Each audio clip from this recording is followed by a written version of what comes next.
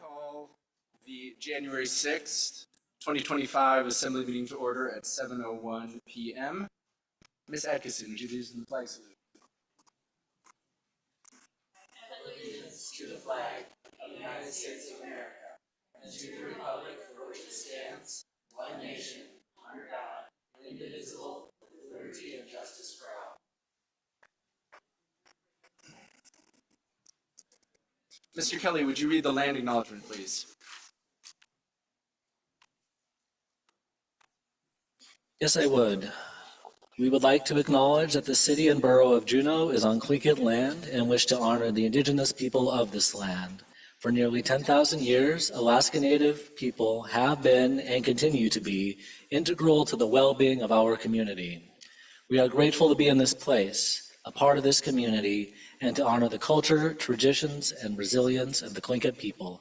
Gurash Chish. Thank you, Mr. Kelly. Madam Clerk, would you call the roll? Thank you, Mr. Deputy Mayor. Mr. Bryson. Present. Ms. Hughes Scandies. Ms. Atkinson. Here. Ms. Wall. Present. Mr. Kelly. Here. Ms. Hall. Here.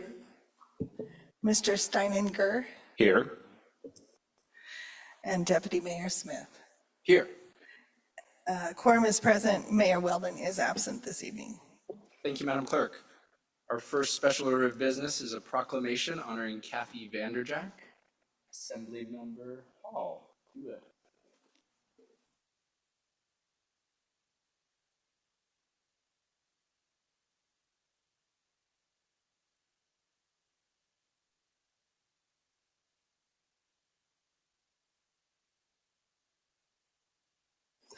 There we go.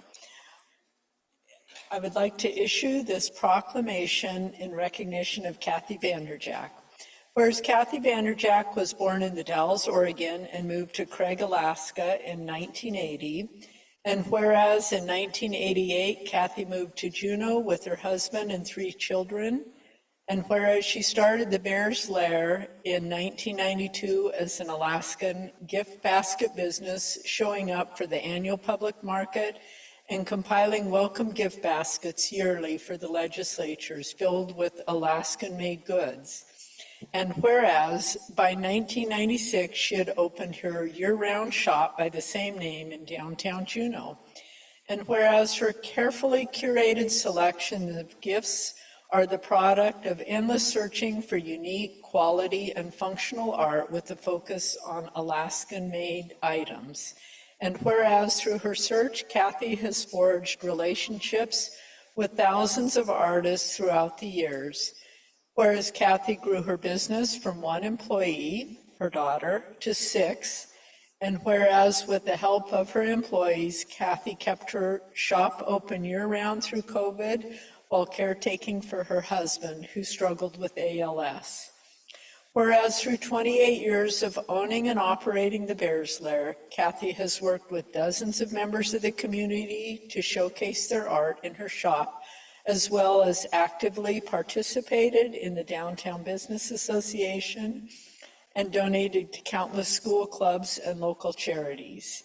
Now, therefore, on behalf of Mayor Beth Weldon, Mayor of the City and Borough of Juneau, Alaska, and on behalf of the City and Borough Assembly, do hereby issue this proclamation honoring Kathy Vanderjack for her commitment to the community and the people of the City and Borough of Juneau.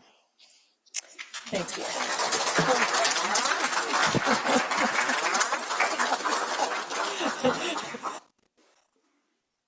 I'm not speaking. Kathy, yeah, well, thank you. Ms. And thank you, Michael and Steph for being here, and Rose, her steadfast employee. Thank you. Thank you, Assemblymember Hall. Ms. Vanderjack, we have a tradition here. When you get a proclamation, you get to walk around and shake our senior staff's hand as well as the whole assembly. So.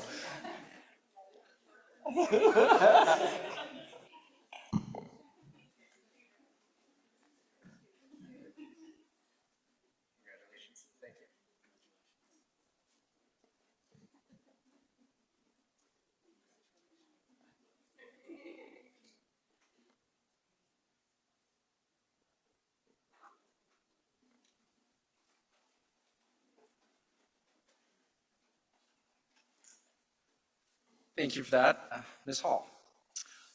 On to approval of the minutes. Are there any changes or amendments or anything else on the January 30, 2024 Special Joint Assembly School Board meeting minutes, the May 29th, 2024 Special Joint Assembly Bartlett Regional Hospital Board meeting minutes, the June 3rd, 2024 Special Assembly meeting minutes, the June 17th, 2024 Regular Assembly meeting minutes, or the November 18th, 2024 Regular Assembly meeting minutes? Any changes or amendments to those minutes? Seeing none, we will note those minutes as approved. Madam Manager, any requests for agenda changes? No. Thank you, Madam Manager. Now we're on to public participation on non-agenda items. I have just one via Zoom for non-agenda items, and then one in the room for non-agenda. Madam Clerk, may we call over Mr. Sanchez for non-agenda public comment? Mr. Allen, are you able to bring our public testifier? They have their hand raised. There you go. Thank you. And Madam Clerk, thank you. And then 2 minutes for public comment. Thank you. Hello, Assembly. Can you hear me? Yes, we can. All right. Thank you guys for squeezing me in to testify this evening. I wish I could be there in person, but I'm out of town attending a conference. So I have a little script in order to keep my comments brief, but I will be following up with you guys with a letter. My name is Cheyenne Sanchez. I live in Auk Bay near UAS. I'm a lifelong Juneau resident, and I'm calling as a vice president of the IAFF Local 4303 with the Juneau Career Firefighters. We, the Juneau Career Firefighters, in light of this weekend's tragic house fire, have reflected a lot upon our current staffing shortage and the declining number of responders to aid in the community during a crisis. In particular, I'd like to call to your attention the 4 current vacant firefighter positions, including 2 that have remained unfilled despite multiple efforts to hire. While we're grateful for the initial intention of staffing a 3rd ambulance back in August of 2018, we have had an insufficient number of FTEs to keep this ambulance staffed reliably. Additionally, CBJ recently completed a compensation survey that was contracted out for the fire department. The study shows that our wages fall below the regional average, and we believe this contributes to our difficulty recruiting and retaining firefighters. My hope is that when you receive the study, we'd just like for you to direct your attention to Appendix A of the study, which will show that our entry-level wages are in the lower quartile for the region. As we're moving towards negotiating in the next month or so, our next working agreement between our members in the city, we're just asking that you consider the internal wage alignment within the city based on the merits of our work. Additionally, our lack of competitive wage within the region and our inability to staff critical response apparatus for the service of the citizens. Lastly, I'd just like to end with we must fill our vacancies to increase staffing to provide the services our community expects and deserves. Thank you for your time. Thank you, Mr. Sanchez. Questions from the Assembly for Mr. Sanchez? Seeing none, thank you very much, Mr. Sanchez. Thank you. On to our next non-agenda testifier, I have Supanika Ordonez. Mr. Ordonez.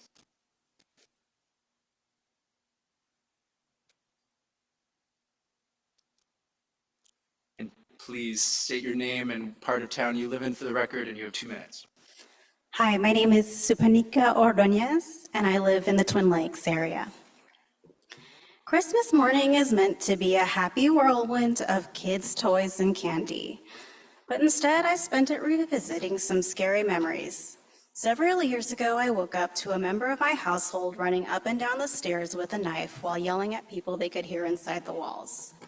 JPD arrived to assist and escorted them to Bartlett, where a couple hours later they were released and came home like nothing happened.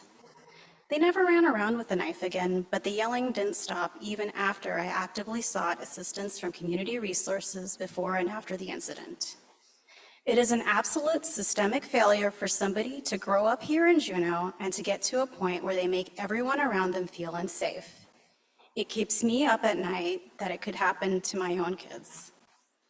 I also wanted to recognize the tremendous stress that JPD must be under having to respond to these kinds of scary situations over and over again.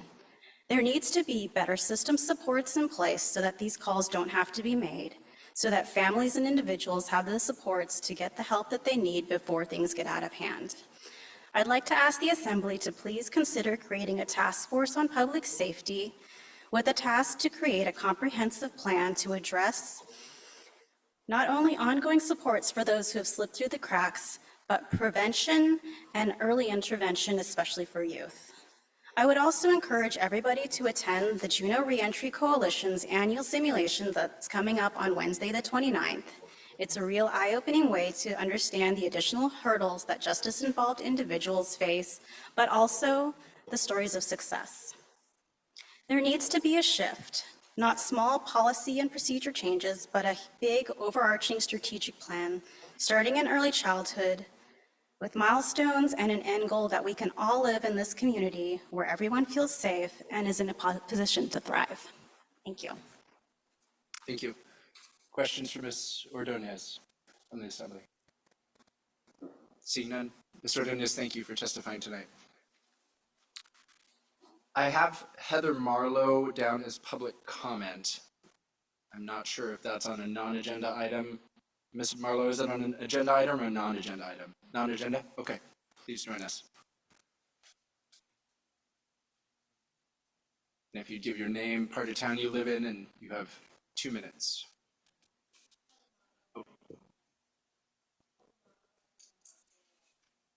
And I sent you an email earlier today, and it was called Tourism at Scale, I believe. And basically what it is that I'm asking for some sort of plan or strategy or some sort of program layout that delivers some predictability and some transparency on tourism. And currently, right now, there's a number of pieces that are at play. I could list off the pieces that are at play, but there's a number of pieces at play, and no one really has the big picture. If you ask staff for the big picture, the assembly, or even what's going on with industry, no one gets a big picture. And so I wrote in an email today for your consideration some sort of a plan or strategy, and they're my submittals to the Marine Passenger Fee program for this year, and it calls off paying off the 16B debt in particular. And Mr. Palmer's memo of support, or not support, but memo of outline on paying off 16B and the benefits of that are included in the email. Also a project from 16B to Centennial Hall. It's a construction project that would look to acquire and demo properties on the waterfront, particularly the wharf and the Seadrome building, which is on your agenda tonight. I'm not going to talk about it. And to complete like the Seawalk and fire egress between 16B and Centennial Hall. It's a unique opportunity with the 16B payoff to do this project and continue the Seawalk to Centennial Hall, which is part of the settlement agreement. I also am looking for a 10-hour day on CBJ property, and I talk about that in the email, but looking to operate on municipal property between 8 and 6 p.m. and to find a balance, the tourism scale, to find a balance with some of the comments that we've seen on ballot initiatives and public comment processes that happened in the past. Also to look at a remote airport for the heliports in particular. We have thousands of comments on record and trying to find some sort of mitigation for that. Thank you. Thank you, Ms. Marlowe. Questions for Ms. Marlowe? Seeing none. Ms. Marlowe, thank you for joining us tonight. Was there any additional public participation on non-agenda items? Seeing none, we'll move to the consent agenda. Was there any public request for consent agenda changes other than ordinances for introduction? Seeing none, any assembly requests for consent agenda changes? Ms. Euskandis. Thank you, Mr. Deputy Mayor Smith. I would request to pull Resolution 3082 from the consent agenda. Very good, that's item 13. Okay. And that was resolution 3088. Okay, very good. No, it is 82, sorry. Sorry? Number 11. Oh, excuse me. Okay. Okay, excuse me. Number 11. Seeing no objection, that will move. Nope, sorry, it is 3088. It is, they both say fish. Right, okay, very good. Item 13, Resolution 30088, a resolution opposing Proposal 156, Alaska Board of Fisheries, will be now the first item up under public hearing.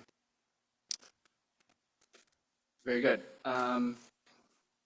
Any other changes, any other requests for consent agenda changes? Seeing none, Ms. Hughes Candy, a motion on the consent agenda, please. Thank you, Deputy Mayor Smith. I move the consent agenda Very good, as amended. as amended. Excellent, thank you. Any objection? Seeing none, the consent agenda as amended has been adopted. That moves us to public hearing. And we are on to item 13. Madam Clerk. Thank you, Mr. Chair. This is Resolution 3088, a resolution opposing Proposal 156, Alaska Board of Fisheries. Thank you, Madam Clerk. Madam Manager. While the Assembly typically declines to take a position on statewide issues, Proposal 156 will directly impact Juneau and Southeast Alaska by reducing hatchery-permitted pink and chum salmon egg take levels by 25%. Southeast hatcheries produce chum salmon to supplement wild stocks and sustain commercial fisheries. In 2024, hatcheries contributed approximately $34 million of the estimated $75 million commercial harvest value to Southeast Alaska's economy. 86% of that value was from chum salmon. A reduction to salmon production will impact our local hatchery, DIPAC, our commercial fisheries, our charter fisheries, as well as our subsistence and personal use fishing. I recommend the Assembly adopt this resolution. Thank you, Madam Manager. Is there any public participation on this resolution? Yes, please. And if you state your name, part of town you live in, any affiliation, and you have 2 minutes. Hello, thank you. For the record, my name is Katie Harms. I live in the Mendenhall Valley, and I'm the Executive Director of DIPAC. I just wanted to thank you for taking this up, and I would be available for any questions you may have, but I don't need to take up too much of your time with your busy schedule tonight.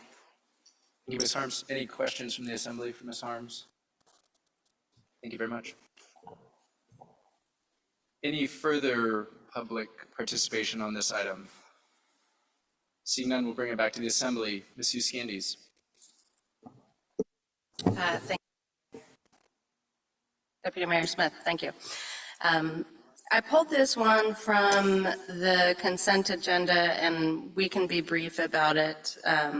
In my review of this, I took some time this weekend and reviewed some scientific papers to see if what I remembered about the latest science I'd seen in hatcheries and wild stock and how they were affected was as I remembered, and it kind of was. And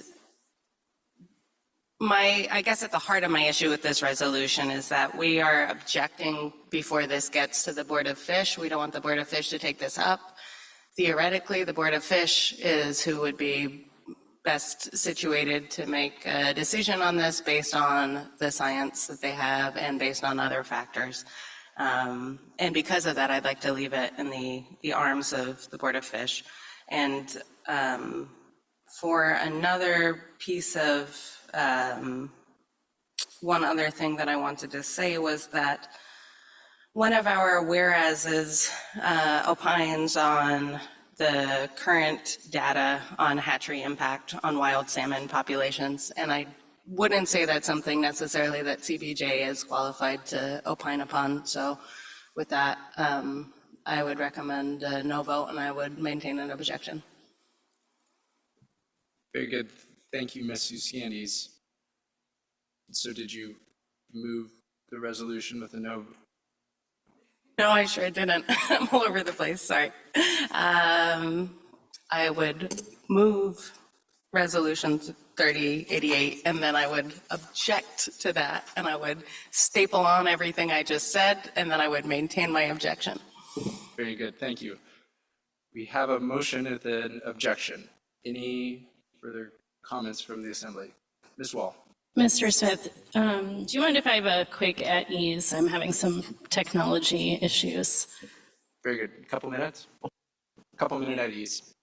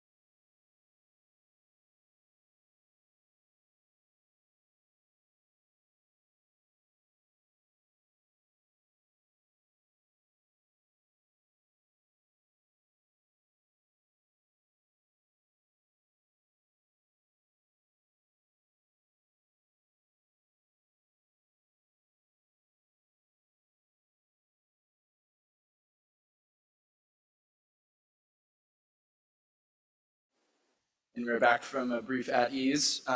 We are on Resolution 3088, a resolution opposing Proposal 156, Alaska Board of Fisheries. There's been a motion and there's been an objection. Any questions? Ms. Wall, statement. Thank you, Mr. Smith. I had a question for the maker of the motion. You know, my understanding was that this proposal, this resolution would not prevent the Board of Fish from making the decision. It would just urge them to reject the proposal based on feedback. And so I just wanted to make that correction, unless you have an understanding that is different than me on what our resolution would actually do.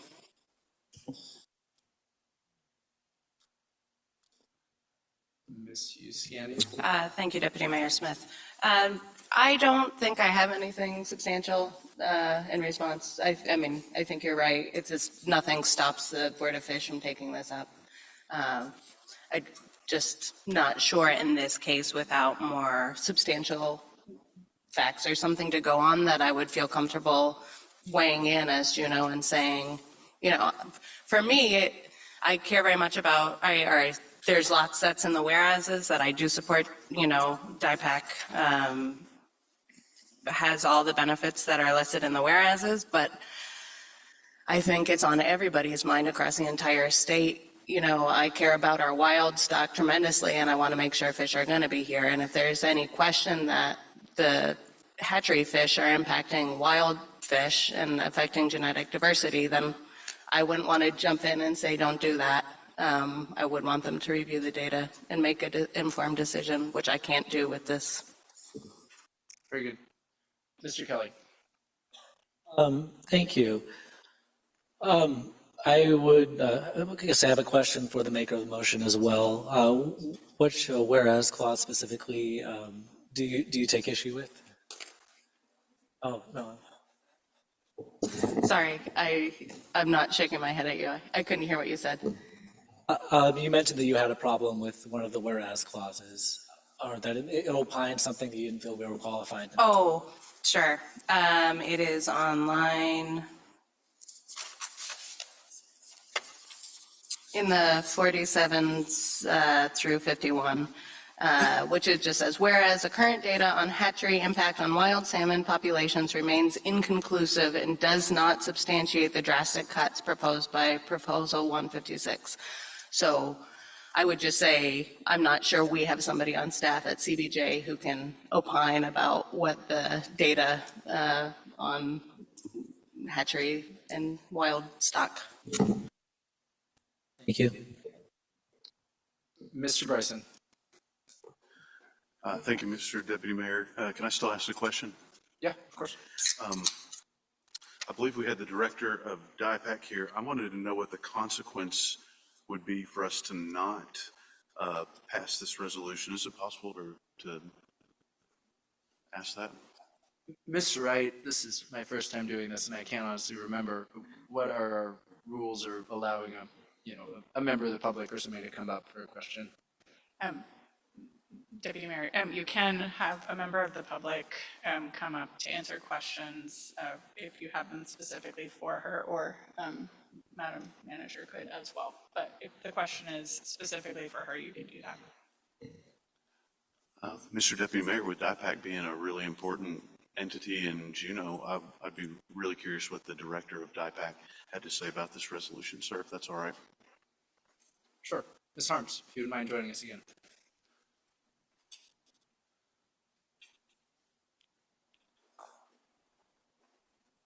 Thank you for the opportunity to speak again. For the record, Katie Harms, Executive Director of DIPAC and Juneau Valley resident.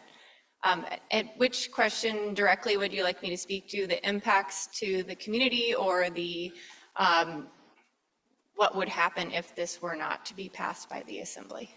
I was concerned about the consequences to the fish stock that DIPAC does on an annual basis. How does this impact your organization? The impact of the Assembly taking no action would just lead to somewhat of a disparity between the other Southeast Alaska communities in regards to a full forced effort at the Board of Fish level in support of the hatchery programs. The city of Ketchikan, Sitka, Craig, and Wrangell are the 4 that I know of that have passed similar resolutions to oppose this proposal. And we are looking at this time to try to facilitate having a full force effort of support for the hatchery programs in Southeast Alaska. So by taking no action or opposing this proposal, it would lead to a little bit of disunity in the Southeast Alaska towns in regards to support of these programs. And then if this proposal at the Board of Fish were to pass, it would lead to significant economic harm in the Juneau community. A 25% reduction in chum salmon production would lead to a likelihood of potential for the 2 seafood processors in town to be unable to operate year-round, which would lead to a significant loss in landing tax for the city of Juneau, as well as many residents that rely on salmon for their livelihoods, as well as their sport, personal use, and cultural practices in this town. In a worst-case scenario of DIPAC not being able to afford its operations into the future. Very good. Thank you. you. And Ms. Harms, maybe just hang down. Okay. I know we have some more questions. Okay, thank you. Ready for you, but very good. I had Ms. Adkison after this. Okay. Ms. Wall. Thank you, Mr. Deputy Mayor. I'd like to make an amendment. I had prepared this amendment, and then I figured not spend time on this issue tonight. It's fine that we are, because it is important, and Ms. Hughes brings up important points. I am a fish biologist, and I felt somewhat skeptical about lines 48 and 49, so my amendment would be to remove that whereas clause starting on line 48 through 49, and I ask for unanimous consent. Very good. And just for everyone's clarity, this is page 2 of the resolution packet, page 134, lines 48 and 49, and that's removing those. Ms. Could Yes. we please read those 2 lines? Thank you. Yeah. Ms. Wall, if you would mind. Whereas the current data on hatchery impact on wild salmon populations remains inconclusive and does not substantiate the drastic cuts proposed by Proposal 156.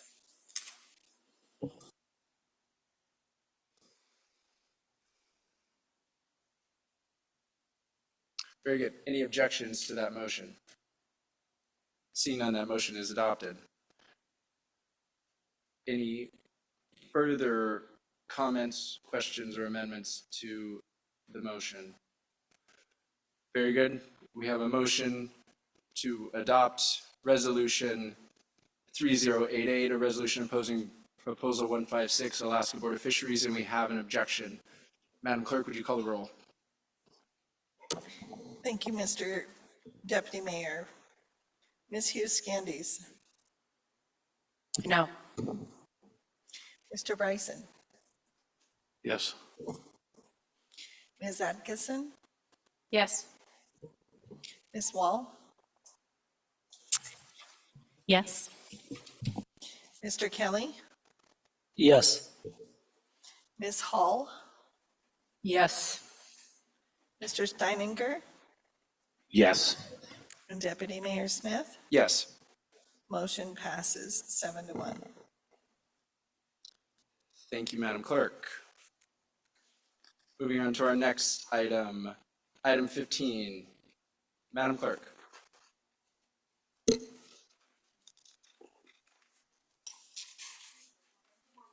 Excuse me, item 14.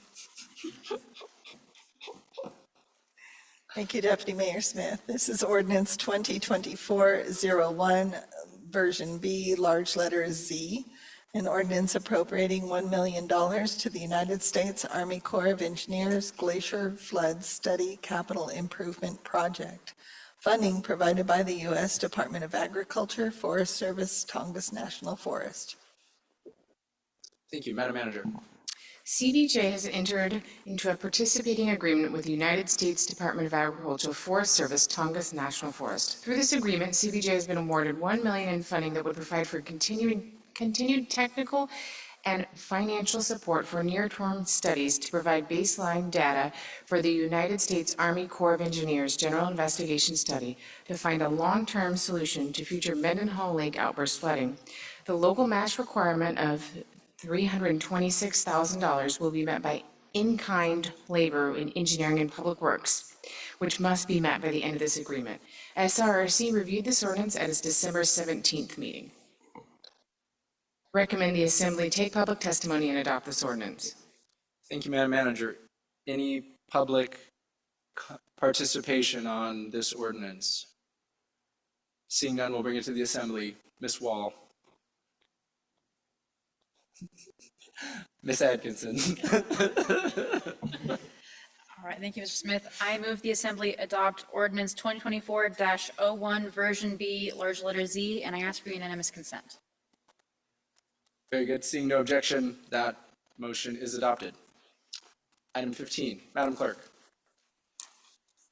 Thank you, Mr. Deputy Mayor. This is ordinance 2024-43, an ordinance amending the official zoning map of the city and borough to change the zoning of approximately 63 acres of U.S. Survey 4605 FR and 2.27 acres of USS 3172 LT 38 located on North Douglas Highway from RR to D3. Thank you, Madam Clerk. Madam Manager. This proposed rezone requested by CBJ, the applicant, is consistent with development to the west and north. Bonnie Bray and Blackdale subdivisions to the west are Zone D3. Lots to the north along the North Douglas Highway are also Zone D3. Development will be challenging due to mapped wetlands and slopes in excess of 18%. The Planning Commission heard this proposal at its regular meeting on October 22, 2024. The Planning Commission recommends the Assembly approve the rezone. The Assembly Lands, Housing, and Economic Development Committee reviewed this request at the December 2, 2024 meeting, and the Systemic Racism Review Committee reviewed this ordinance at its December 17, 2024 meeting. I recommend the Assembly take public testimony and adopt this ordinance. Thank you, Madam Manager. I have one member of the public for testimony on this. Mr. Reeder, can you join us? Please give your name, part of town, and you have 2 minutes.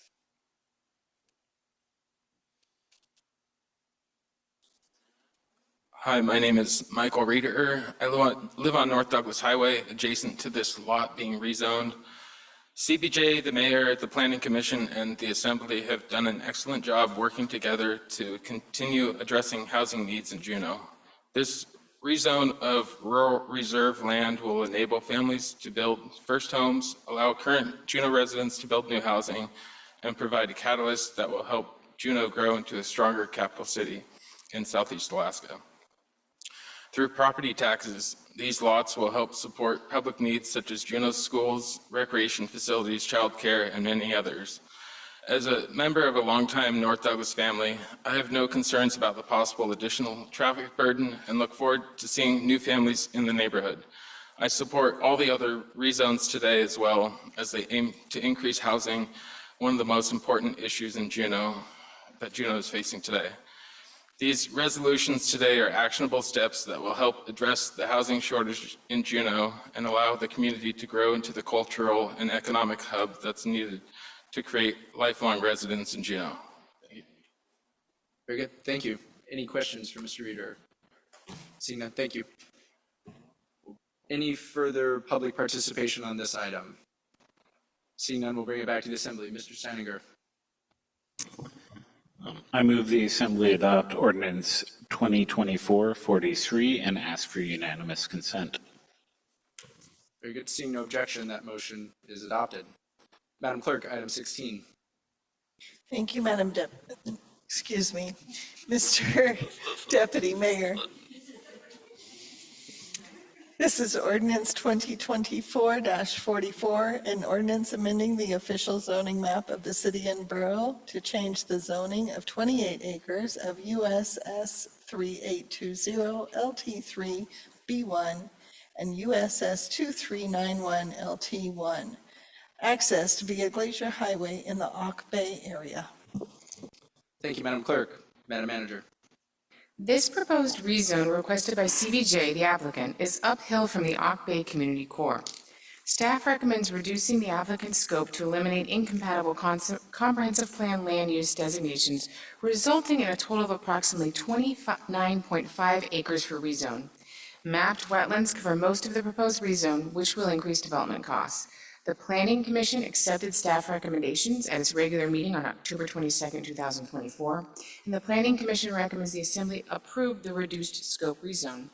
The Assembly Lands, Housing, and Economic Development Committee reviewed this request at its December 2, 2024 meeting, and the Systemic Racism Review Committee reviewed this ordinance at its December 17, 2024 meeting.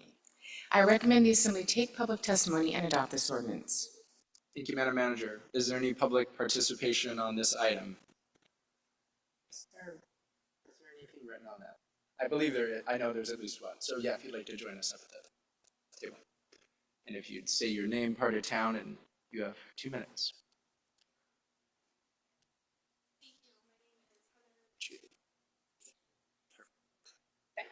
All these mics work different. My name is Heather Carpenter, and I live in Auk Bay with my husband and 2 young sons. I'm here to provide some comment of concerns on this rezone and ask that the Assembly reconsider at least some of this in part. I recognize the work that goes into this process, but other factors should be considered. The Spalding Meadows trailhead is used daily. My house is at the bottom of the trailhead. If you've parked in that parking lot, you've looked at my house. There's not a day we don't see a car there. That also comes with squatters. In the last week, we had a car that was parked there for several days with lights on at night. In the last year, one of our neighbors found a handgun on the trail. If the trailhead is moved farther up, it will be even harder for police to monitor that area for squatters. We also wonder if another access point to the land has been considered outside of moving the trailhead. It may require more coordination, perhaps with the university, but they already have roads developed that may reduce the cost and scope of this project. I do want to share a concern that public comments were not fully considered. The planner set a deadline for public comments of October 17th, never put a timestamp. I work a full-time job. My comments were put in after hours. They were not part of the report. And when I talked to the planner, she said that was her oversight. But then they were attached to the addendum of documents and not considered. She also told me her report was finished on October 17th, the last day of public comment, which tells me public comments were not going to be fully considered. And it just gives me pause as someone who has to follow the process. In my professional capacity, I work for the Division of Insurance for the state as the Deputy Director. As many of you are aware, the area in Southeast Alaska has seen landslides yearly for several years. we cannot find coverage available for Alaskans for landslides. It is a problem, and it is something I worry about if this area is rezoned and developed. Are we setting up an area that's not considered for landslide coverage, which the planner, to her credit, told me is outside of her scope? But it is something to consider. And I did have some other comments, but I can stop if I need to follow the hard stop. We do have that limit there. Any questions for Ms. Carpenter? Thank you, Ms. Carpenter. Appreciate you coming in. Any other public participation on this item? Seeing none, we'll bring it back to the assembly. Ms. Hall. Thank you, Deputy Mayor. I move that we adopt ordinance 2024-4A and ask for unanimous consent. Very good. What's that?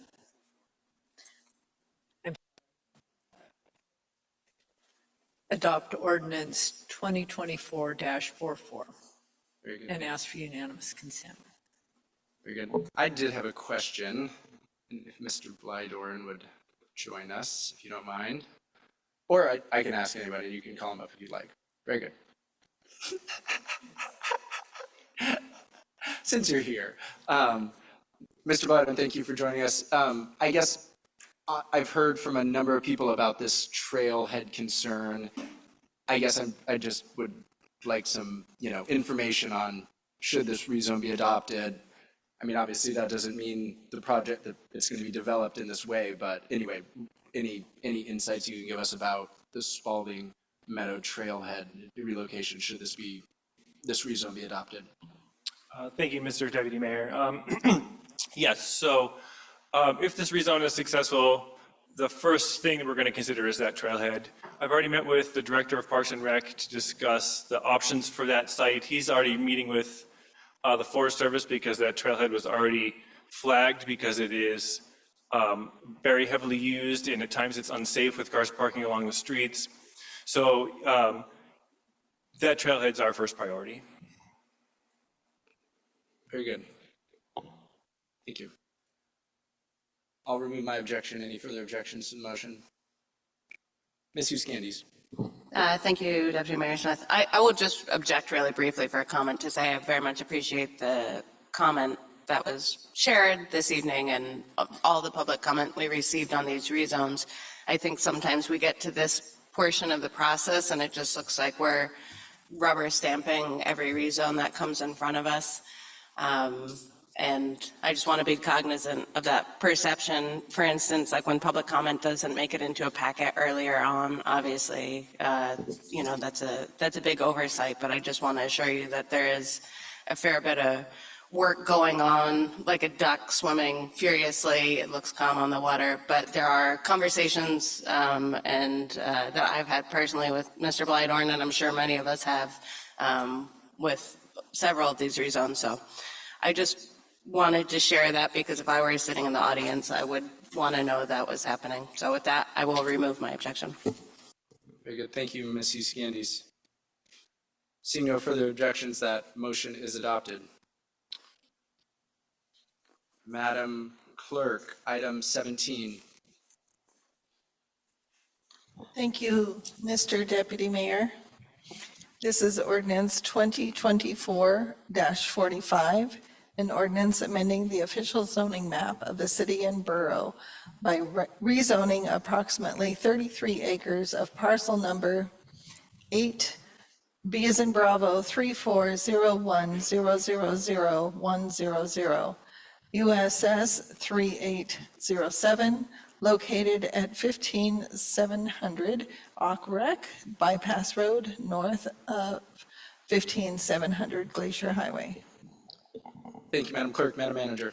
The applicant, CBJ, requests a rezone of approximately 33 acres uphill north of 15700 Glacier Highway from rural residential to D3 in the Auk Bay area. The Planning Commission considered this proposal at its regular meeting on October 22, 2024. The Planning Commission recommends the Assembly approve the rezone.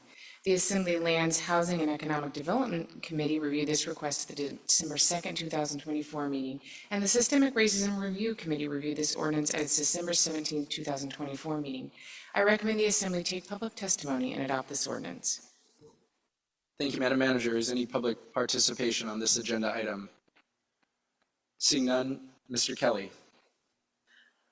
I move and ask unanimous consent that we adopt ordinance 2024-45. Seeing no objection, that motion is adopted. Madam Clerk. Thank you, Mr. Deputy Mayor. This is ordinance 2024-46, an ordinance amending the official zoning map of the city and borough to change the zoning of Peterson Hill to Lot 2A, Parcel 4B as in Bravo, 2201010102, approximately 6 acres located at the end of Carl Reiches Boulevard. Thank you, Madam Clerk. Madam Manager. Applicant, CBJ, requests a rezone for approximately 6 acres at the end of Carl Reiches Boulevard from 10SF to D10, creating opportunity for multifamily housing. The Planning Commission considered this proposal at its regular meeting on October 22nd, 2024. The Planning Commission recommends the Assembly approve the rezone. The Assembly Lands, Housing, and Economic Development Committee reviewed this request at the December 2nd, 2024 meeting, and the Systemic Racism Review Committee reviewed this ordinance at its December 17th, 2024 meeting. I recommend the Assembly take public testimony and adopt this ordinance. Thank you, Madam Manager. Is there any public participation on this agenda item? Ms. Marlowe.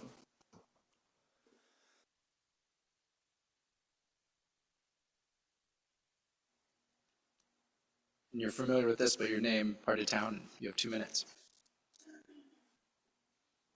Thank you, Heather Marlowe, lovely Auk Bay, Alaska. So I wanted to talk not so much about this zone change, but the methodology that's being used in this subdivision area, and in particular with this zone change.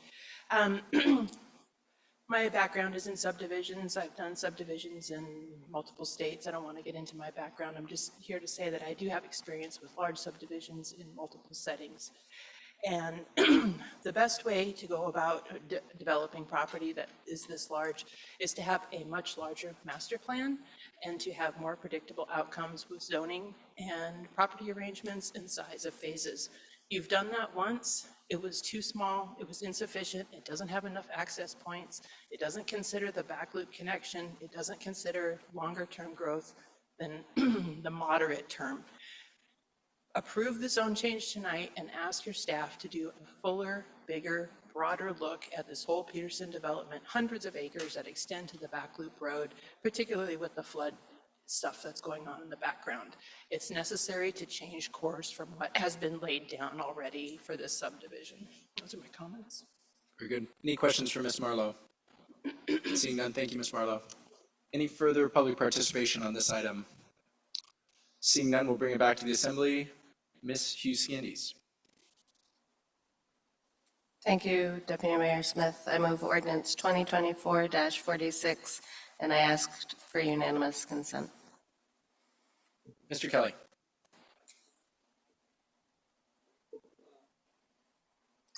Thank you. I guess I would wonder, I guess I could maybe ask either the manager or the attorney, I guess what the process would be for laying down a more comprehensive plan like Ms. Marlowe recommended, or is this something that might already be, that could be considered in our comprehensive plan as it's being redrafted? Madam Manager. Yeah, any master planning efforts you would direct staff to undertake and make sure we had the available resources to do so. Thank you. And Madam Manager, we have dedicated some funds for comprehensive plan, and I mean, we're working on that. You're correct. You do have a comprehensive plan underway. My interpretation of Ms. Marlowe's testimony would be something more specific to that particular subdivision. So I would think that while certainly The comprehensive plan will talk about things like density in that area. It wouldn't go into a level of detail of subdivision planning. Very good. Thank you. And you remove your objection, Mr. Kelly? I remove my objection. Thank you. Very good. Any further objection to the motion? Seeing none, that motion is adopted. Madam Clerk.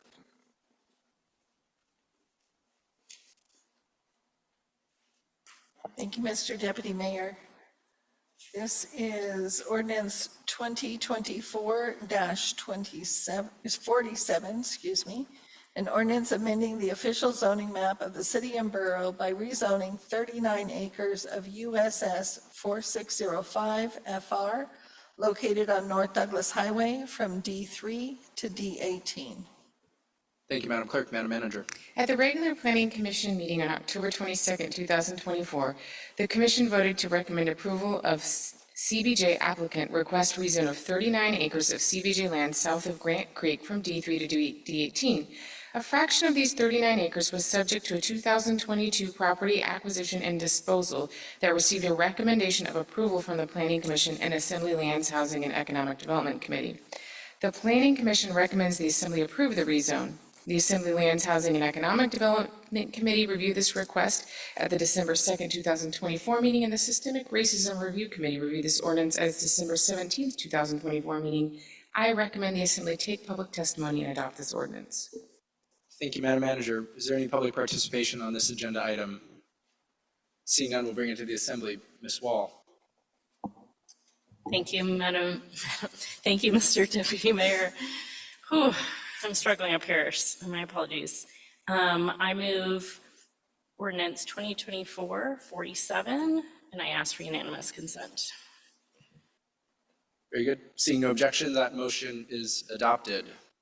Madam Clerk. Thank you, Mr. Deputy Mayor. This is ordinance 2024-48, an ordinance amending the official zoning map of the city and borough by rezoning approximately 87 acres, parcels 6D as in David, 0611000010, north of Grant Creek from D3 to D15. Thank you, Madam Clerk. Madam Manager. At the regular Planning Commission meeting on October 22nd, 2024, the Commission voted to recommend approval of CBJ applicant rezone of approximately 87 acres of undeveloped land north of Grant Creek from D3 to D15. Rezone is consistent with the adjacent zoning district. Assembly Lands, Housing, and Economic Development Committee reviewed this request at the December 2nd, 2024 meeting, and the Systemic Racism Review Committee reviewed this ordinance at its December 17th, 2024 meeting. I recommend the Assembly take public testimony and adopt this ordinance. Thank you, Madam Manager. Is there any public participation on this agenda item? Seeing none, Ms. Adkisson. Thank you, Mr. Deputy Mayor. I move the Assembly adopt ordinance 2024-48, and I ask for unanimous consent.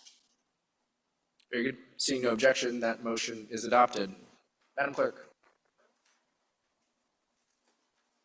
Thank you, Mr. Deputy Mayor. Just a moment.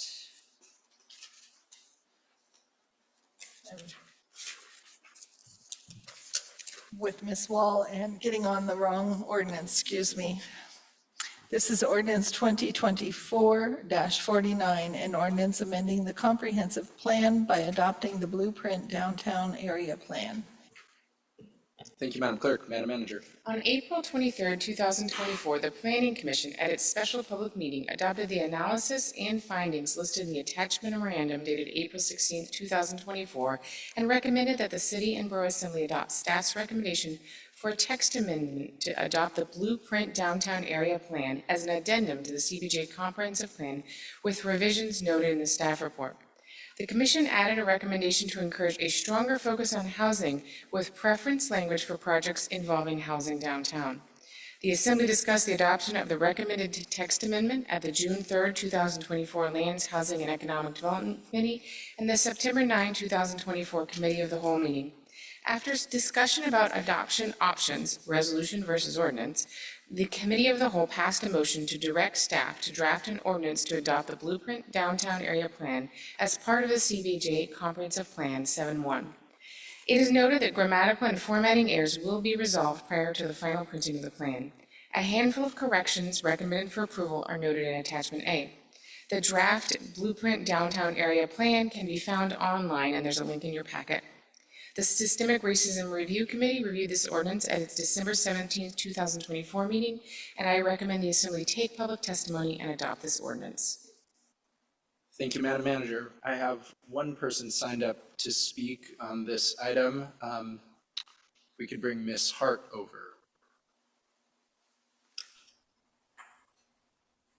Hello. Hi, Ms. Hart.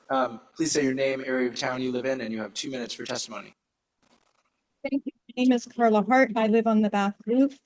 I am speaking to ask you to delay consideration of this. The city staff have talked to the Assembly about a whole process relating to the Huna Totem lease that will be going on over the next few months, gathering information from the community and having some public meetings. This plan incorporates adopting that a fifth dock is built at the subport and that the Visitor Industry Task Force recommendations are adopted. I appealed the permit of the plan and learned through that appeal process that anything such as that the dock is electrified is aspirational. It is not law. So again, you are adopting something that further cements permission to build a dock. However, it does not provide the community with the protections that we need from the dock, such as dock electrification. So it's premature to do this with the cruise ship stuff involved. There are also some basically factually incorrect things, such as on page 181, it says that that it's legally questionable whether or not Juneau can set hard limits on cruise tourism. A federal court has found in favor of legal rights of a community to set a limit on the number of visitors. So that statement is factually incorrect.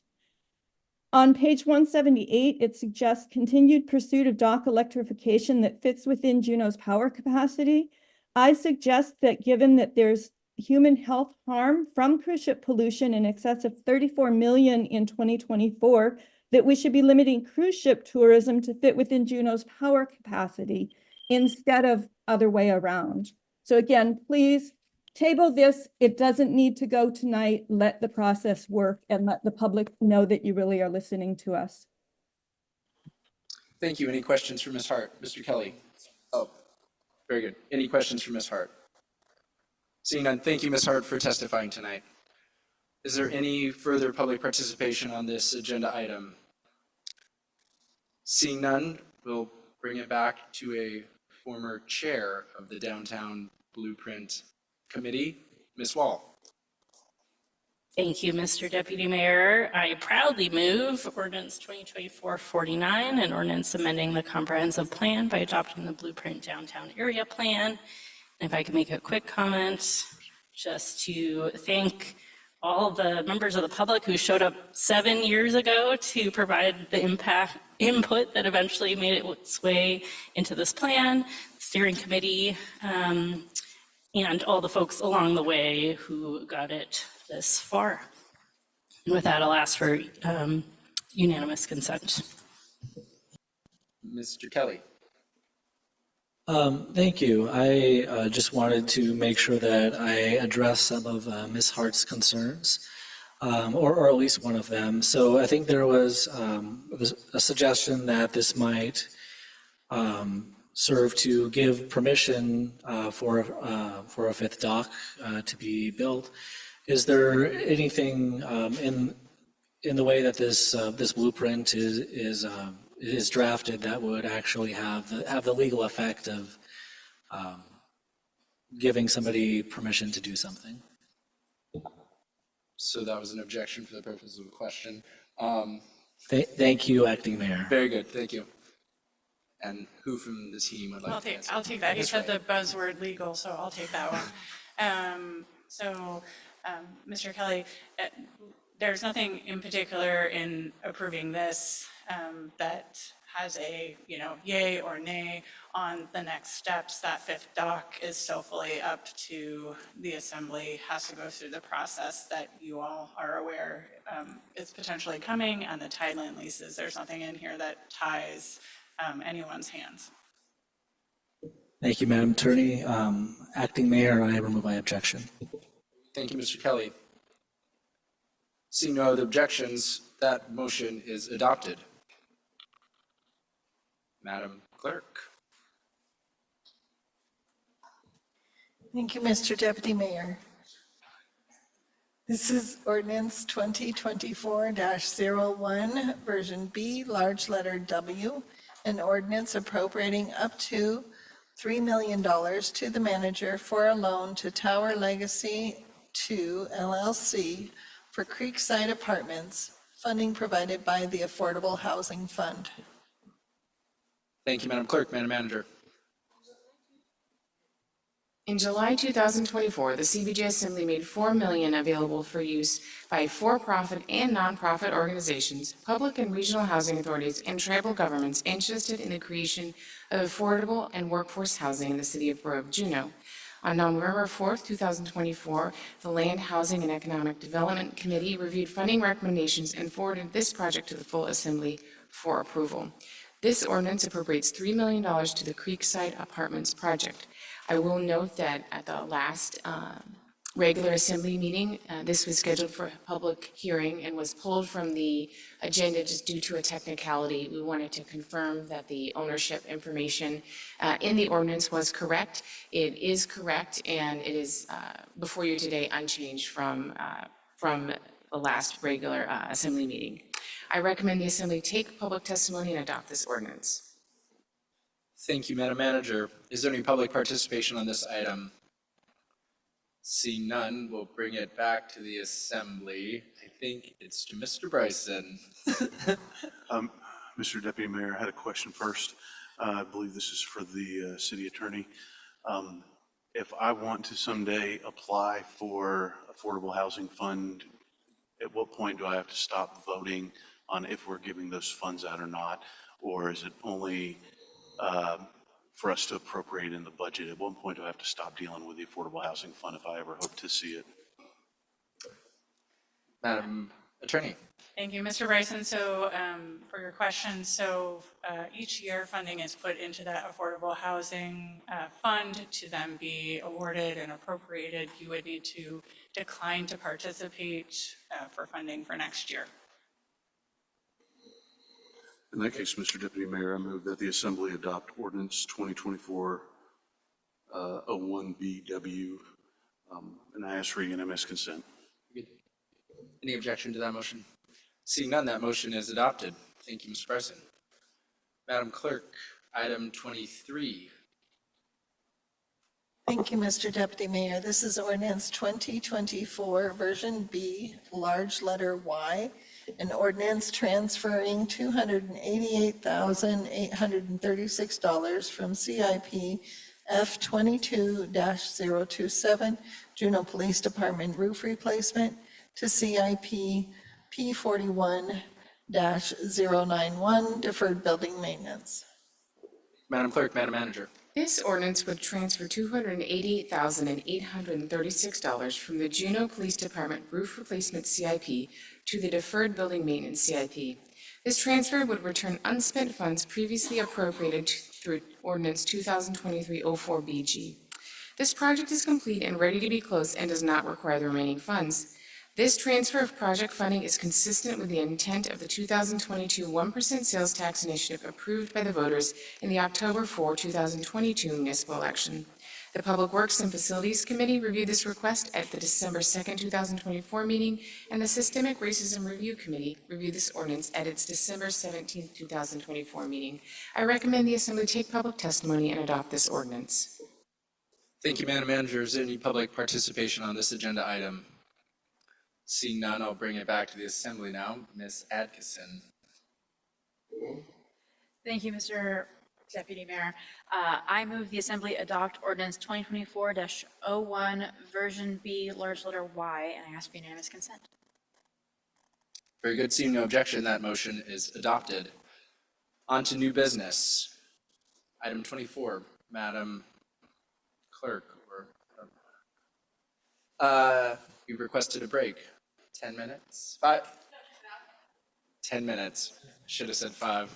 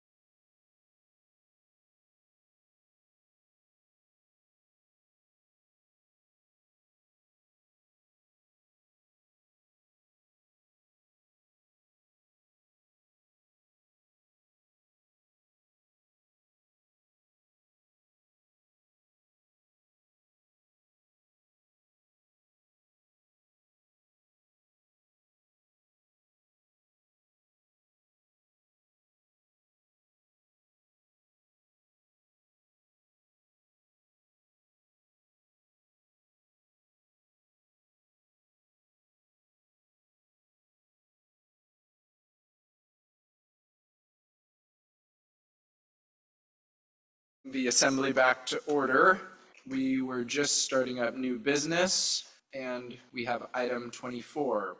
Madam Clerk.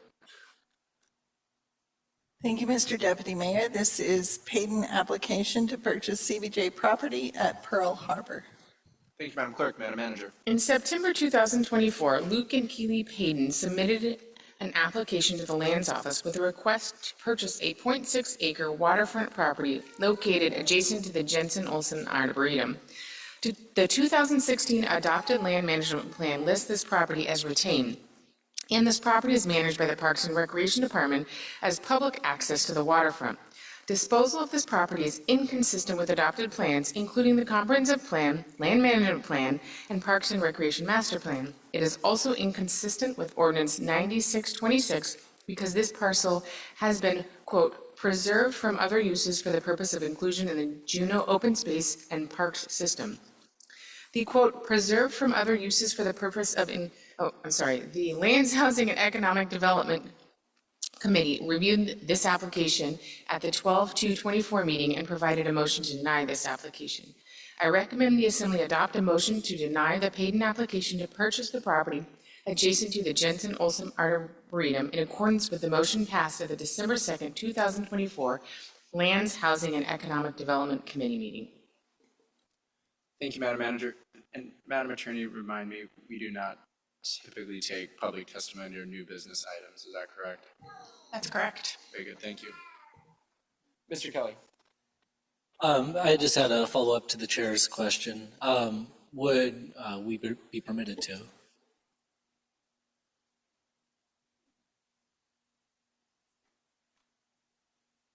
Maybe if we have a question specifically for a member of the public, we could then ask or something like that. But Thank you. yeah. Very good. Any question? We see the suggested motion from staff here. We see the history. Any questions or motions? Mr. Bryson.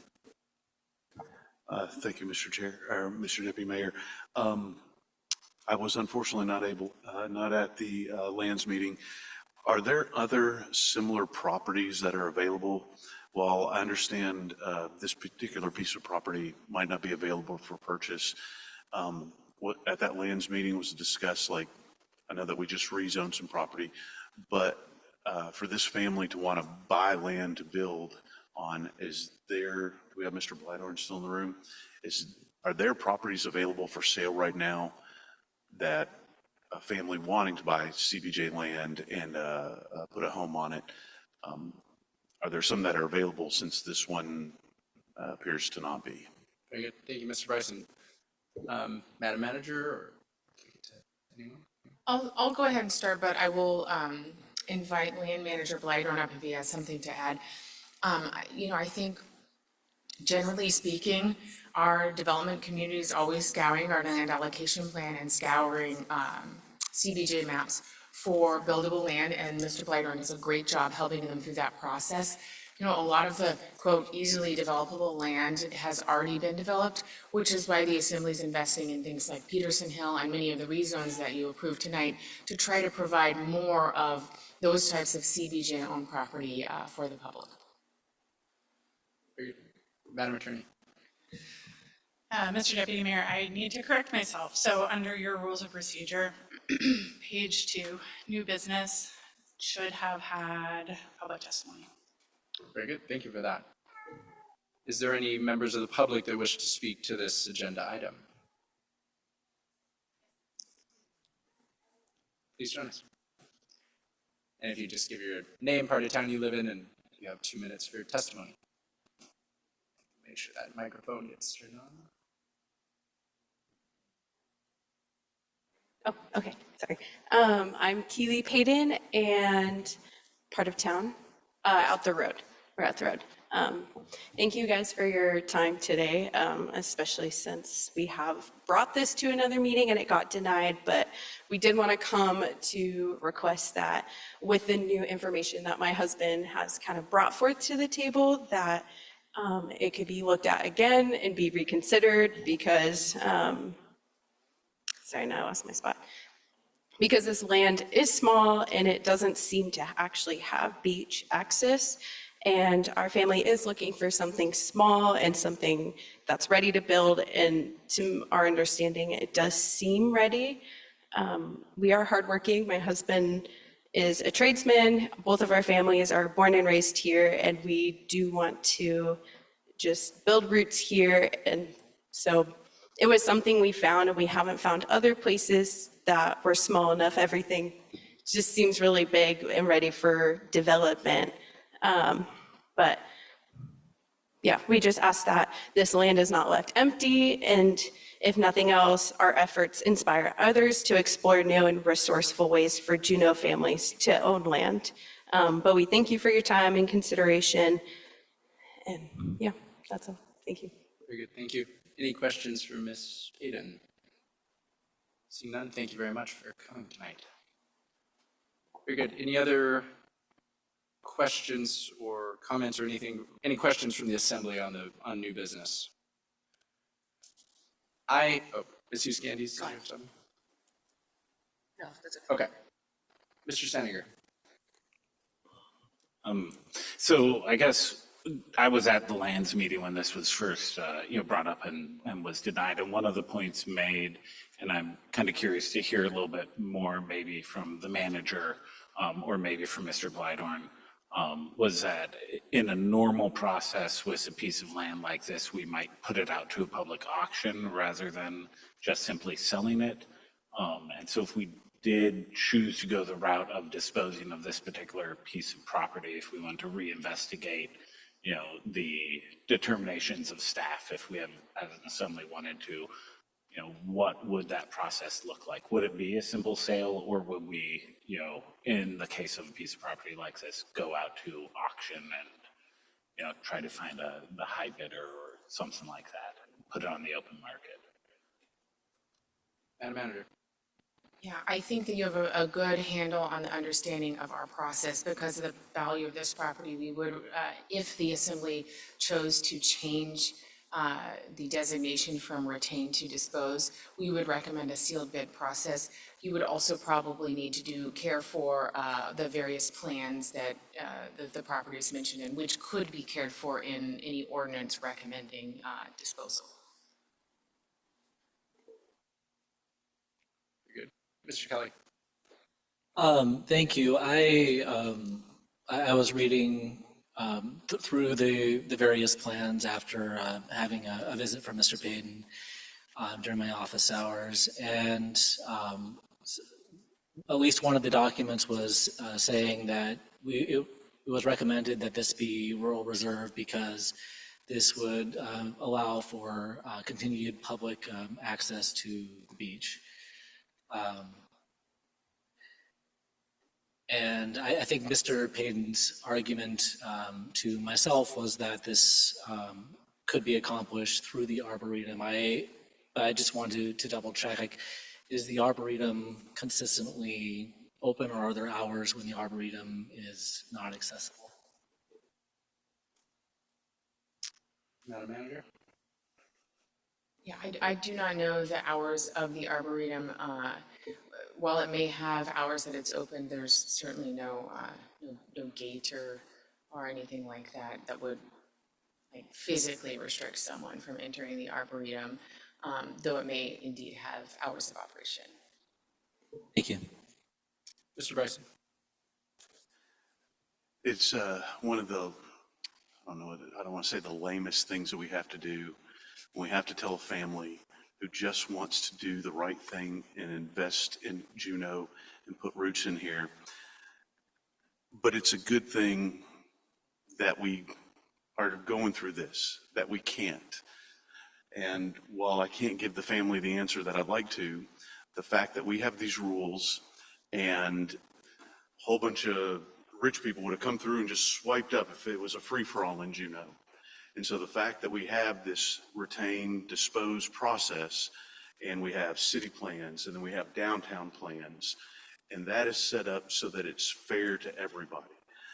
And while it is really unfortunate that we have to tell families, and remember the one that was not very far from this, the Parisi, I think was the last name. And I feel bad every time, but we really have to think of the process. And when Juneau changes to the point where that land is ready to be given up, it'll be a different landscape that we're looking at. And that means that the comprehensive plan and the other plans that we rely on will reflect that new landscape if it came down to that. So we kind of got to do what we have to do here because we have codes and we have to be consistent for the good of the whole community. And it's lame that we have to say no sometimes. So I do apologize for that, but that's kind of where we're at right now. Thank you for the time, Mr. Deputy Mayor. Thank you, Mr. Bryson. I was going to have a question, but I think your comments negated them and captured my sentiments very strongly. So thank you for those comments. We see any further questions from the Assembly on this item? Any motion? There are probably multiple ways to go about this motion, but there is one suggested in the ordinance, suggested in the packet that might just be the most straightforward. Should anyone like to make that? Mr. Kelly. I don't know if I would like to make it, but I will. No, none of us would. Yeah. I move that the Assembly deny the Payton application to purchase the property adjacent to the Jensen Olson Arboretum in accordance with the motion passed at the December 2nd, 2024 Lands, Housing, and Economic Development Committee meeting and ask for unanimous consent. Very good. Thank you, Mr. Kelly. Any objection to that motion? Seeing none, that lame motion is adopted. No offense on you. Thank you. Thank you for being here. And moving on to the next item, item 25. Madam Clerk.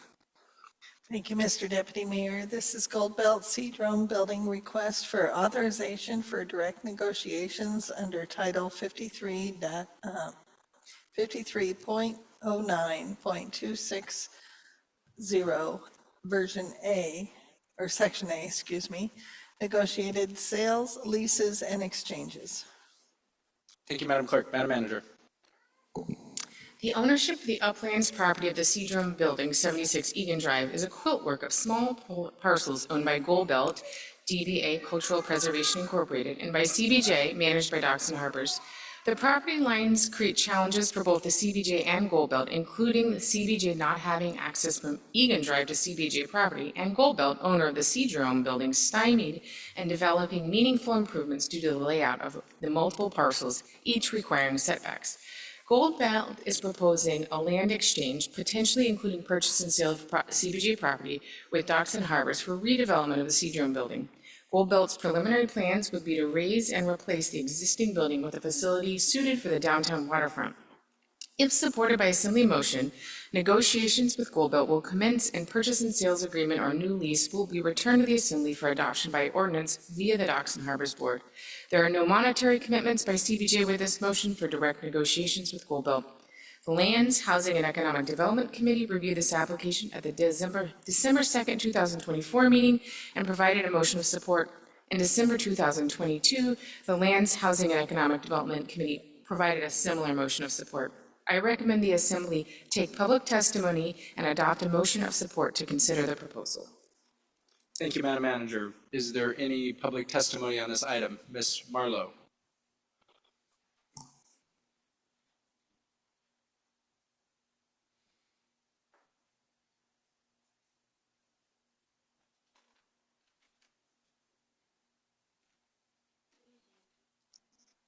Good evening, Heather Marlowe. I didn't realize I would get to do public testimony, but I did mention some concerns that I had with this proposal to the Docks and Harbor Board when it was on their agenda. And I don't have any particular concern with the request for the property exchange or the outcomes that are desired, as more the scale. And this is a project that I submitted for the marine passenger fee proposal, is to work with the wharf property at the same time as the Seadrome property. We have multiple objectives to achieve there. The Wharf property has approached the borough multiple times over multiple decades to acquire their property, and it's in the records with the city clerk and the manager's office of how those requests have come through and how the city has responded. We haven't acted on it for a variety of reasons that happen in executive session. But there is a real opportunity and a real need to put these two projects together, not hold either one of them up, to achieve egress, fire egress to Centennial Hall, which is part of your settlement agreement, to finish the seawalk, to mitigate the fire risk of these two buildings, and then also to have more redundancy in your transportation system with the seawalk and more means of getting egress for emergency safety. They have little scooters that they go on the dock with now and such too. So I don't have any problem with the proposal that's before you tonight. I just ask you to work with staff soon to put this to scale and economy and move it forward. Any questions for Ms. Marlowe? Seeing none, Ms. Marlowe, thank you for testifying tonight. We can bring it to the assembly. I can't remember who I had called on, so if anyone wants to make the motion, feel free. Mr. Bryson. Thank you, Mr. Deputy Mayor. I move that the Assembly adopt a motion of support so that we can consider the proposal and allow it to keep moving forward. And I ask for unanimous consent. Very good. Any objections, Madam Ms. Wall? Just, we're all madams tonight. Just for a question. It looks, I mean, there's a lot here and I tried to comprehend it all. It looks like what we're doing right now is just starting the conversation. There may be land swapped and money exchanged. Make a very coherent reason for why Gold Belt, why this would be helpful for them. I get some sense that it would be helpful for us for reasons other than money, but maybe someone could speak to kind of what we're hoping in terms of a land exchange it would help CBJ do. Madam Manager. Yeah, I would request that Port Director Yucatel answer that question. Very good. Sat here all evening, so. Make your time worthwhile. Mr. Yucatel.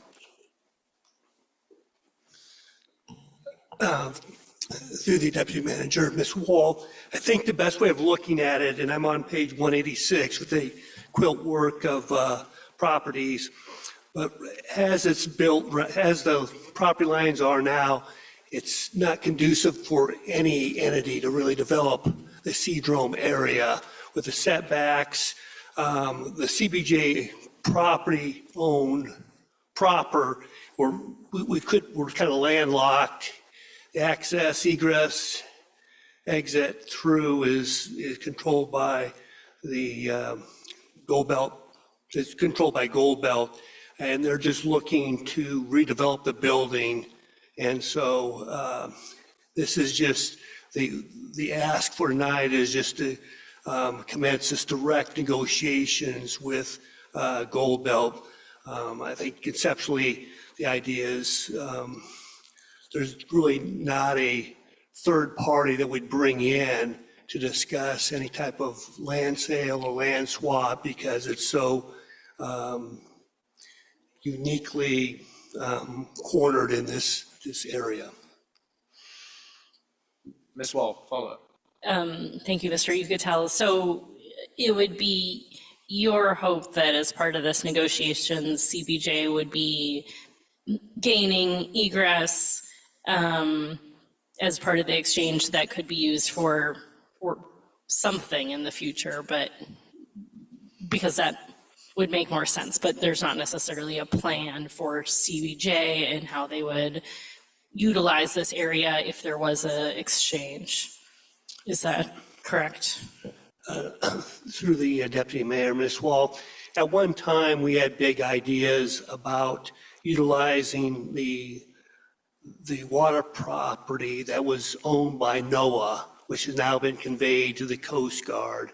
And we had visions of developing small cruise ship infrastructure. With the conveyance of the federal property from NOAA to the Coast Guard, there's less opportunity for Docks and Harbors or CBJ to really develop this property. So the developer, Gold Belt, has been looking for other opportunities to really make the highest and best use of this area through a new development. So right now, there's really limited opportunities for CBJ or Docks and Harbors to do anything in this area. So considering sale is one of the options we're looking at, in addition to just leasing more property to Gold Belt so they could build what they think is best for their operations. Mr. Bryson. Thank you, Mr. Chair. Since we have Mr. Yucatel here, I don't have a direct question, but I do recall from a previous trade that the city did down on the next to the Elizabeth Paradovich mural. We call that area the Archipelago. It's now got a small parking lot, and it was the Archipelago lot, yes. So unfortunately, because details like the number of parking spaces that were going to be required for that unit were not discussed during negotiations and trade. And so after we made the deal, we then told the entity, hey, you got to come up with $800,000 or 80 spaces, and it killed the deal, and we now have nothing built on that area. So I don't know how to form this in a question. Can we make sure that enough details are covered in a swap or a sale so that way we don't run a project into a dead end again like what happened with the Archipelago? Maybe that's my request. Through the Deputy Mayor, Mr. Bryce, yeah, we've had those conversations with Gold Belt, and part of just looking at this whole area on that, that's on page 186, is less than half an acre. So with what Gold Belt is contemplating for a new building would require a lot of parking. So they are aware of the design limitations. They're very aware of the setbacks required. And so they're going into this development eyes wide open. Very good, thank you. And I guess I'll add that, or maybe I can have someone confirm that we're allowing them to begin negotiations with Gold Belt, but of course, any of the details of the land swap or trade or whatever, or sale will come back to us for approval. So we'll see this again. We have a motion on the floor. Is there any objection? Seeing none, that motion is adopted. Thank you, Mr. Yucatel.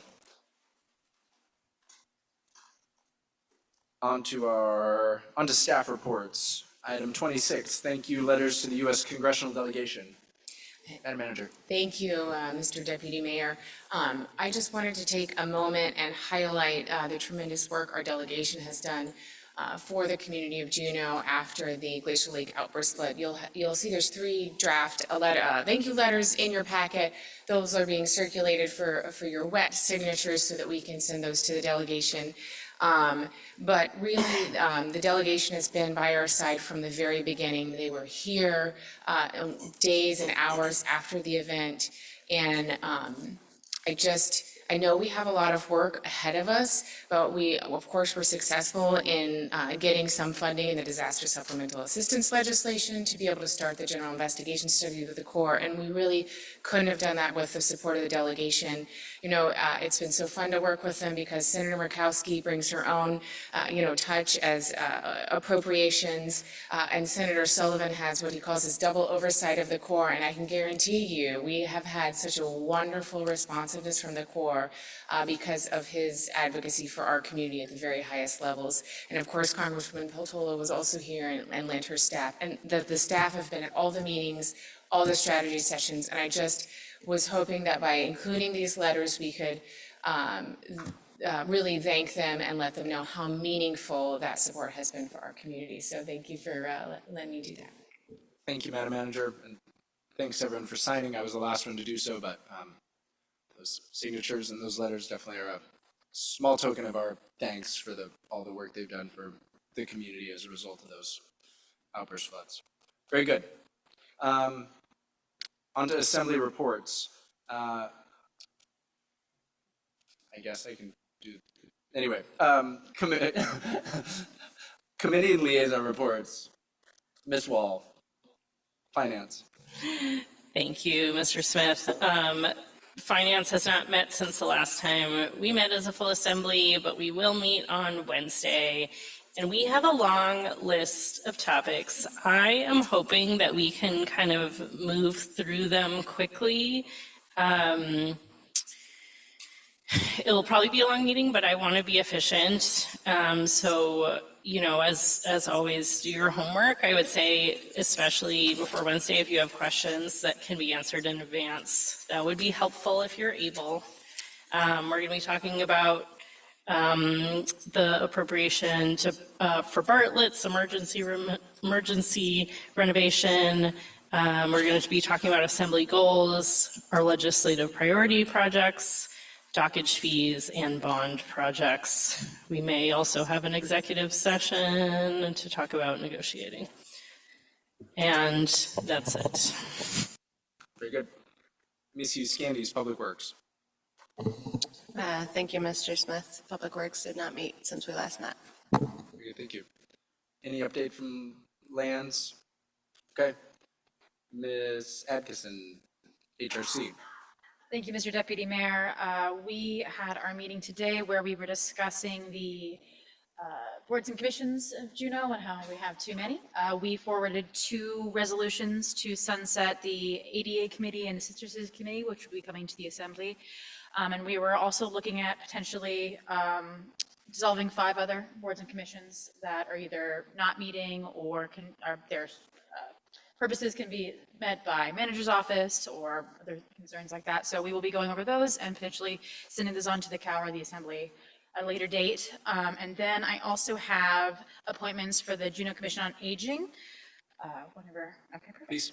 I forwarded the full assembly here, the reappointment of Deborah Craig and Carol Ende to terms running January 1st, 2025 through December 31st, 2026, and the appointment of Diane Kaiser to a term beginning immediately and ending December 31st, 2025 to the Juneau Commission on Aging Public 65+ seats, and the reappointment of Jennifer Garrison and the appointment of Barbara Murray to terms running January 1st, 2025 through December 31st, 2026, and the appointment of Chris Schapp to a term beginning immediately and ending December 31st, 2025 to the Juneau Commission on Aging General Public seats, and I ask for unanimous consent. Very good. Seeing no objection, those appointments are made. Liaison or assembly member comments or reports. We can start down the line. Mr. Bryson. Thank you, Mr. Deputy Mayor. We did some monumental, awesome stuff tonight with those rezones and the work on HRC. I mean, like huge steps forward. The only thing I wanted to point out about the rezones is that maybe 2 years ago, maybe not quite that long ago, we had a very similar rezone on North Douglas, and we put so many restrictions on it that the project didn't go forward, and I don't remember we just had a lot of restrictions on it. And now CBJ says, oh, rezone all CBJ land, and we did it without any restrictions whatsoever. It's going to take that kind of outside the box, hey, we're willing to change things to continue doing the good work on housing that everybody's starting to see. So thank you guys all for that. I just wanted a little history lesson. Thank you, sir. Thank you, Mr. Bryson. Ms. Hughes Scandies. Thank you, Deputy Mayor Smith. Pleasantly, I've had no liaison meetings in between our last, but things have been busy working on things to come. The airport hiring committee will meet this week or next week, but it's on my calendar, and I'll report back on that. But per the airport board's wishes, we're going to try to go quickly on that. There was something else, but I did forget. Thank you, Ms. Uscandy. Ms. Wall. Thank you, Mr. Smith. My liaisons also did not meet. I did want to just make a comment after listening to the HRC meeting today. I showed up because I think I am often in the minority that gets wary about the idea that we have too many boards and commissions and we should by default have less of them. I think, of course, we can be surgical and make sure the ones that are not meeting a need or are not truly engaging our community, that, you know, those don't need to be wasted work. But I do think that, you know, we've seen declines in volunteerism across the country, and that doesn't mean that we need to give up on finding ways to meaningfully engage. I think I've seen a lot of the Assembly over the last few years really centralizing authority and power, which often makes sense when you've got people that you trust, that you work with, but someday we're going to be in the audience, and we may wish that we hadn't made some of the decisions that we did to remove some of those things that put checks on our own power. So be thinking about what all my ask is, to just think about the complexities of that as we move forward with having these conversations. Thank you, Ms. Wall. Ms. Adkisson. Thank you, Mr. Deputy Mayor, and thank you, Ms. Wall, for those comments. They're exactly the kind of thing I'm looking forward to discussing as we move that along. The Systemic Racism Review Committee met after our last assembly meeting, and we're discussing mainly the Blueprint Downtown Amendment and some of those rezones. And none of other of my liaison appointments have met since then. Very good. Thank you. Mr. Steininger. The Parks and Rec Advisory Committee hasn't met since our last meeting. The Eagle Crest Board of Directors did meet. However, I wasn't able to attend due to the holidays.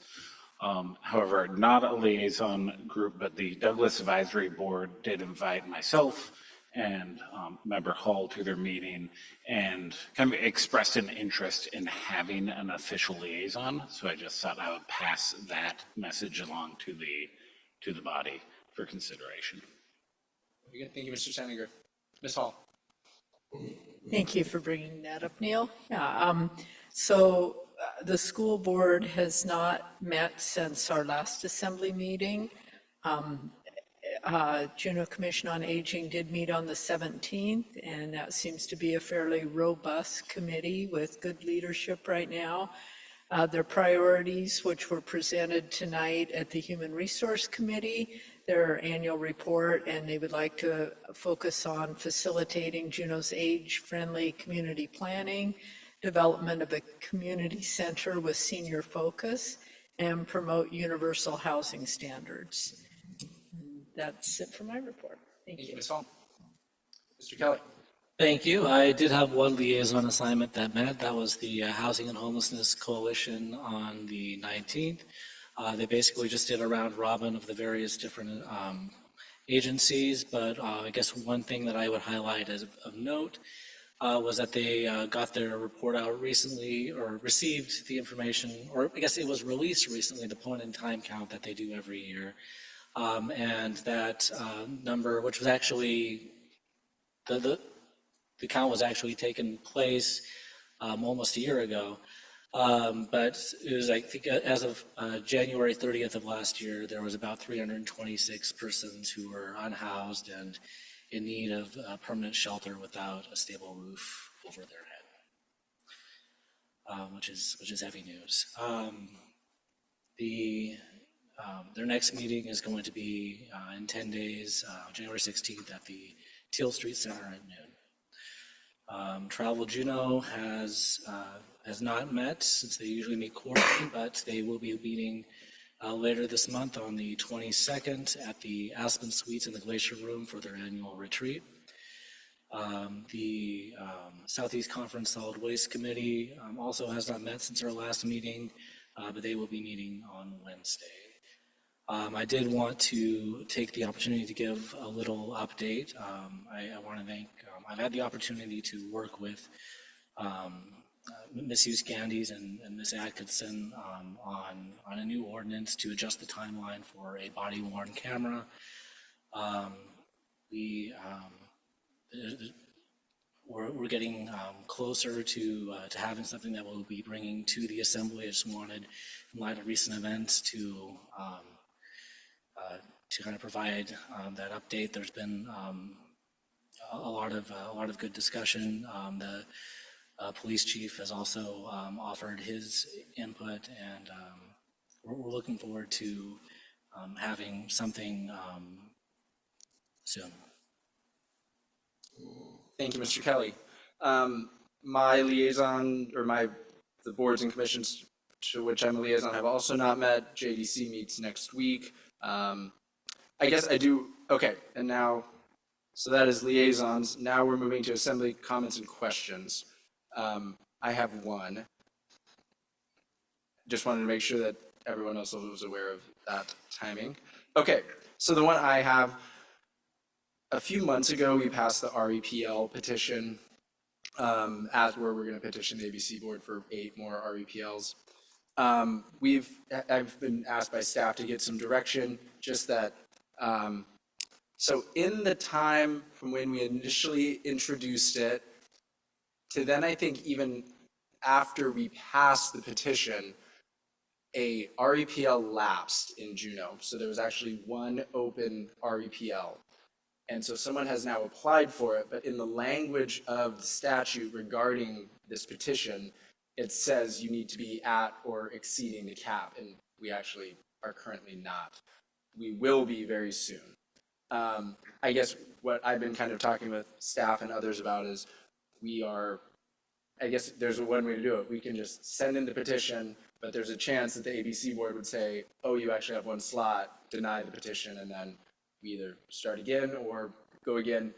I guess what I'm kind of asking the assembly is, are we okay to, I mean, I've been talking with ABC board staff, other folks to time it to essentially be like, I didn't think it was the intent of the assembly to send it in. We know we're going to be at the cap again soon, but just send it in, and then it would potentially fail on a technicality. So I think what I'm asking for is the assembly aligned that we would prefer to potentially hold the petition until the appropriate time to submit it once that other license has been issued. Are we okay with that? Any questions, Ms. Hughes-Gandes? Thanks, Mr. Smith. If we sent it in too soon and it fails, it's not like an admin thing where you dust it off. You're like locked in, then you have to wait 2 years, right? No, I think we could actually resubmit it again. I think we could do it, but we'd have to, I would imagine, issue a new resolution and go through that process again. Yes. So. I am fine with just. Okay, very good. I'd been asked by staff to get direction. Okay, yeah. Okay, staff, does that help? And we're trying to, I appreciate our team. They're trying to keep the wheels of government rolling along, so I appreciate the nudges there. My thought was that we didn't want to set it up for failure and have to do this stuff all again. So, okay, thanks for the confirmation. That's all I had. Any other assembly member comments or questions? Now we're on to continue. Excuse me. Oh, yes. There is a short-term rental task force meeting tomorrow, the first one. I know. Thank you for the reminder. 1 p.m. in Chambers tomorrow, Tuesday, the 7th. Kind of an initial setup and overview. But, okay. On to continuation of public participation on non-agenda items. Seeing no members of the public, moving on from there. No executive session, no supplemental materials. Unless there's anything to come before the assembly, we are adjourned.